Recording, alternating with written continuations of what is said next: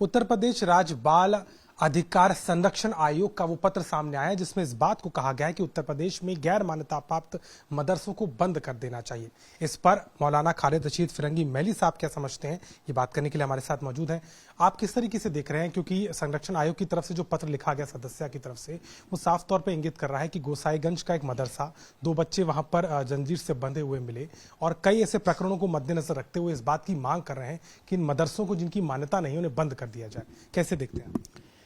किसी को भी इस बात का हक और इख्तियार नहीं है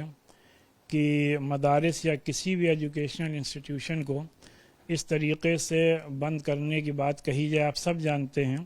कि मुल्क में हम लोग ये मदारिस जो कॉन्स्टिट्यूशन के आर्टिकल 30 है उसके तहत जो हमें इख्तियारात दिए गए हैं उसी के तहत चलाए जाते हैं। और इन मदारिस में जो भी कवानीन हैं, जो भी मुल्की कवानीन हैं, उनको इन लेटर एंड स्पिरिट पूरी तरीके से फॉलो किया जाता है। बच्चों के अच्छे रहने खाने का और बच्चों के साथ अच्छा बर्ताव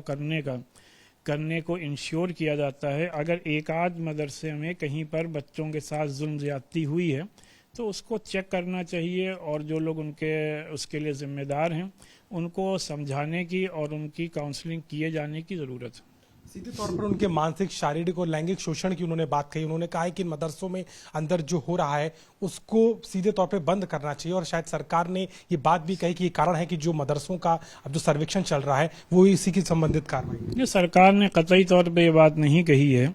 कि मदरसों में बच्चों के साथ या किसी के साथ भी कोई शोषण हो रहा हो, बल्कि जिस डिपार्टमेंट का आपने नाम लिया उसने खाली ये बात उठाई है और गवर्नमेंट की तरफ से एक सिंपल सर्वे हो रहा है और उसमें इस किस्म की कोई भी बात नहीं है जिससे कि लोगों को किसी भी तरीके से परेशानी में मुब्तला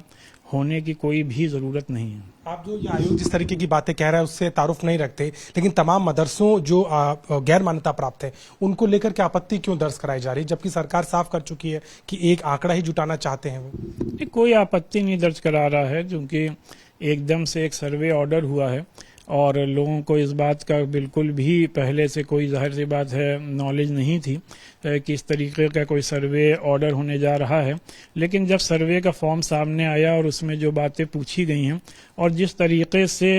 सर्वे गवर्नमेंट या उसका डिपार्टमेंट कर रहा है तो उसमें जाहिर सी बात है लोग अपनी इन्फॉर्मेशन दे रहे हैं और हमने ये बात ज़रूर कही थी कि इस इन्फॉर्मेशन को या इस सर्वे को बजाय वॉलंटरी अगर कर दिया जाए तो सबके लिए बड़ी सहूलत होगी। जो अधिकार संरक्षण आयोग की जो रिपोर्ट कह रही है, आप उससे इत्तेफाक रखते हैं? जो सवाल जो आरोप उन्होंने लगाए? नहीं, कतई तौर पे आरोप होता है। आरोप कोई भी किसी पर भी लगा सकता है। जो आरोप सिर्फ एक मदरसे में एक इंसिडेंट्स को लेकर के तमाम मदारिस के सिलसिले में कहा जा रहा है, ये हम ये समझते हैं कि ये बहुत ही बड़ा इल्ज़ाम है और इसके लिए जिन लोगों ने ऐसी बात कही है उनको इसके लिए अपोलोजाइज करना चाहिए, क्योंकि इतने बड़े तालीमी निज़ाम को आप किसी एक चश्मे से नहीं देख सकते। अगर सर्वे के बाद में रिपोर्ट में अगर ऐसी कुछ चीज़ें आएंगी और कार्रवाई होती है तो आपको उससे कोई नहीं, मुल्क में जितने कोई भी इंस्टीट्यूशन हो, चाहे मदरसा हो, स्कूल हो, कॉलेज हो या कोई भी जगह हो,